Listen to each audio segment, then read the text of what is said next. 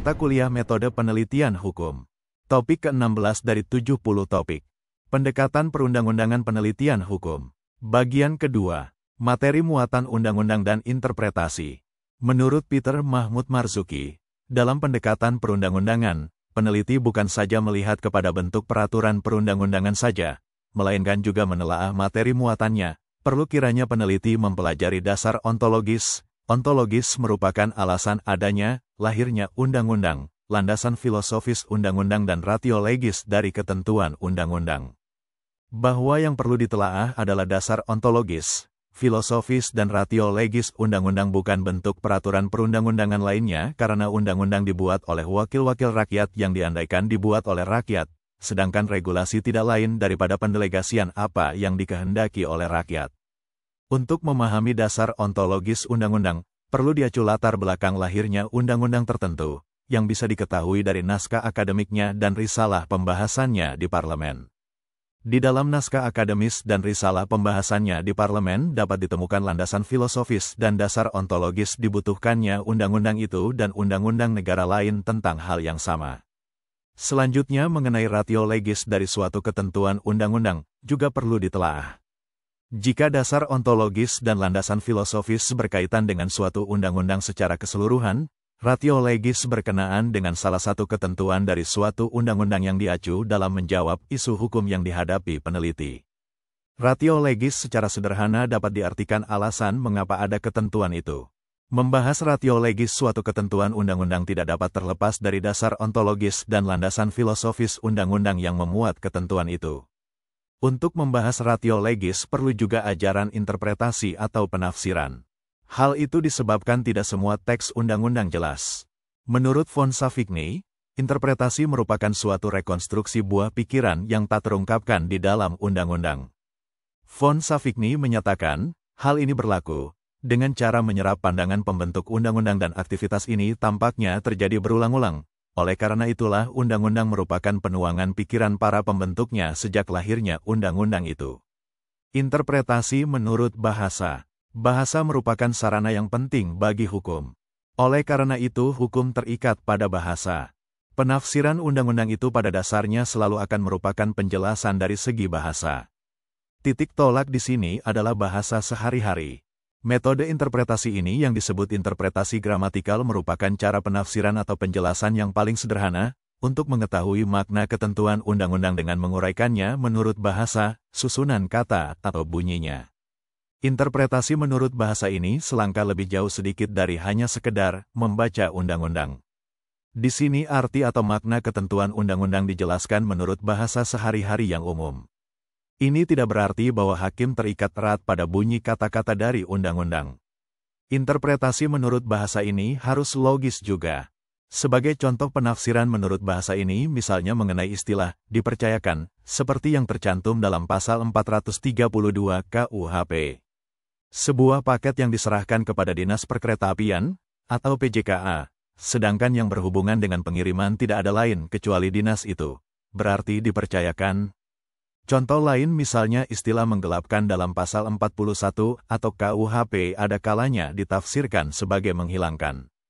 Metode interpretasi gramatikal ini disebut juga metode objektif. Interpretasi teleologis atau sosiologis. Interpretasi teleologis, yaitu apabila makna undang-undang itu ditetapkan berdasarkan tujuan kemasyarakatan. Dengan interpretasi teleologis ini undang-undang yang masih berlaku tetapi sudah usang atau sudah tidak sesuai lagi diterapkan terhadap peristiwa, hubungan, kebutuhan dan kepentingan masa kini, tidak peduli apakah hal ini semuanya pada waktu diundangkannya undang-undang tersebut dikenal atau tidak. Di sini peraturan perundang-undangan disesuaikan dengan hubungan dan situasi sosial yang baru. Ketentuan undang-undang yang sudah tidak sesuai lagi, dilihat sebagai alat untuk memecahkan atau menyelesaikan sengketa dalam kehidupan bersama waktu sekarang. Peraturan hukum yang lama itu disesuaikan dengan keadaan yang baru, peraturan yang lama dibuat aktual. Interpretasi teleologis ini dinamakan juga interpretasi sosiologis. Metode ini baru digunakan apabila kata-kata dalam undang-undang dapat ditafsirkan dengan berbagai cara. Pernah pengadilan dihadapkan pada persoalan apakah penyadapan dan penggunaan tenaga, atau aliran listrik untuk kepentingan sendiri yang dilakukan oleh orang lain termasuk pencurian menurut pasal 362 KUHP.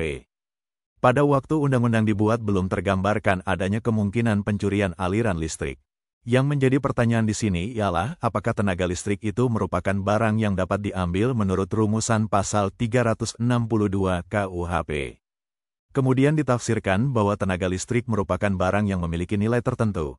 Karena untuk memperoleh aliran listrik diperlukan biaya dan aliran itu dapat diberikan kepada orang lain dengan ganti rugi, dan bahwa pasal 362 KUHP bertujuan untuk melindungi harta kekayaan orang lain. Interpretasi sistematis. Perbincangan mengenai interpretasi sistematis harus dimulai dari suatu kenyataan bahwa hukum merupakan suatu sistem. Mengingat merupakan suatu sistem dibutuhkan adanya konsistensi. Konsistensi di sini bukan sekedar mengenai pengertian-pengertian yang logis semata, melainkan juga dalam kaitannya dengan berbagai ketentuan. Sebagai contoh interpretasi sistematis ini adalah putusan Mahkamah Agung Rek.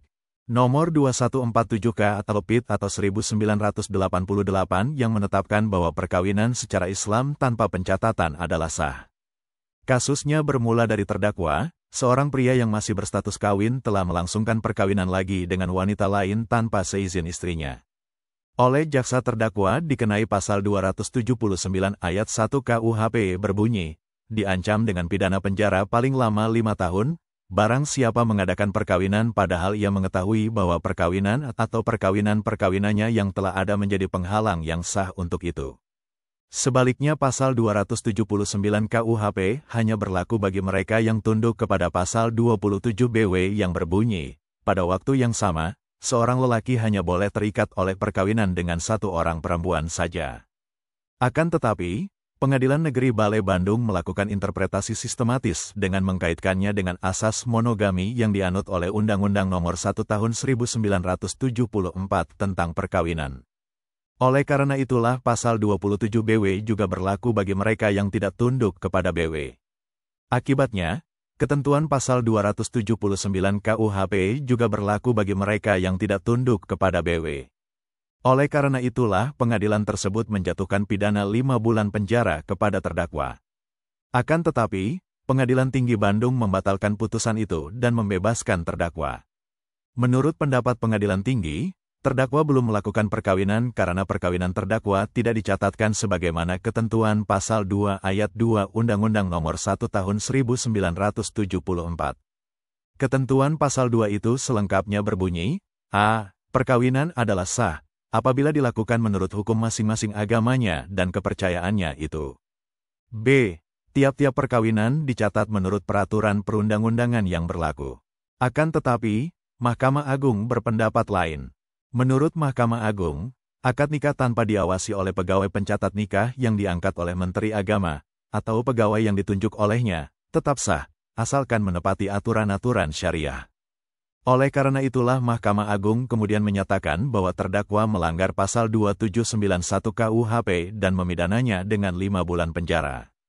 Dalam kasus itu Pengadilan Negeri dan Mahkamah Agung berpendapat bahwa ketentuan undang-undang sebagai suatu sistem yang terkait satu terhadap lainnya, baik pasal 27 BW, UU Perkawinan, pasal 279 ayat 1 KUHP dan hukum Islam. Itulah materi topik ke-16 metode penelitian hukum. Channel ini dimaksudkan membantu para mahasiswa untuk memahami perkuliahan dan masyarakat umum yang ingin menambah wawasan. Video tutorial dituturkan dan disubtitelkan agar dapat ditonton, dibaca sambil didengarkan. Untuk pemahaman yang lebih baik, putar dan dengarkan video tutorial berulang-ulang. Subscribe dan like, agar Anda mendapatkan update tutorial lainnya. Bagikan link video ini agar teman-teman juga mendapatkan manfaat channel ini. Sekian dan terima kasih. Sampai jumpa.